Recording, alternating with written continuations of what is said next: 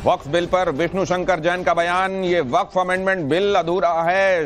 विष्णु शंकर जैन ने कहा, बिल में सिर्फ सरकारी संपत्ति को लेकर प्रावधान है।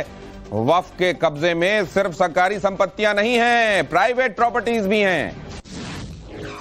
क्योंकि जेपीसी की ओर से गठित जो टीम बनाई गई थी उसमें भी आप थे, आपने क्या कुछ प्रपोजल वहां पे दिया था? क्या कुछ खत्म होना चाहिए और क्या कुछ एड ऑन होना चाहिए? नहीं, देखिए, हमारे सबसे प्रपोजल का सबसे महत्वपूर्ण बिंदु ये था कि जो संपत्ति गलत रूप से वक्फ की संपत्ति घोषित हो गई है वो वापस आए और उसके लिए एक पूरा मैकेनिज्म बने।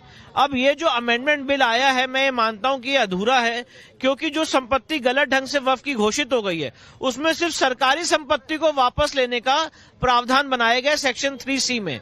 वैसा प्रावधान किसी और धर्म, मत, मजहब और सोसाइटी या ट्रस्ट की संपत्ति के लिए नहीं बनाया गया है। तो ये मेरा विरोध है और वो विरोध मैंने दर्ज कराया है। अब देखते हैं जब बिल पास होता है तो उसमें क्या चीजें आती हैं। मुस्लिम पक्ष ये कह रहा है कि इसमें हिंदुओं का क्या काम है, क्योंकि वक्फ ट्रिब्यूनल हो या फिर दूसरी जो उनसे जुड़े हुए जो रहे हैं उसमें हिंदू नहीं रहे, लेकिन अब वो इस बात को लेकर ऐतराज जता रहे हैं। देखिए, वक्फ ट्राइब्यूनल में जो एक क्वालिफिकेशन थी कि एक आदमी जो उसमें एक ऑनरेबल जज होंगे वो इस्लामिक लॉ के जानकार होंगे, तो उस क्राइटेरिया को हटाया गया है। बाकी दो क्राइटेरिया क्या है कि डिस्ट्रिक्ट जज होने चाहिए सिटिंग या रिटायर्ड, और एक जॉइंट सेक्रेटरी लेवल के जज होने चाहिए जो स्टेट गवर्नमेंट नियुक्त करेगी।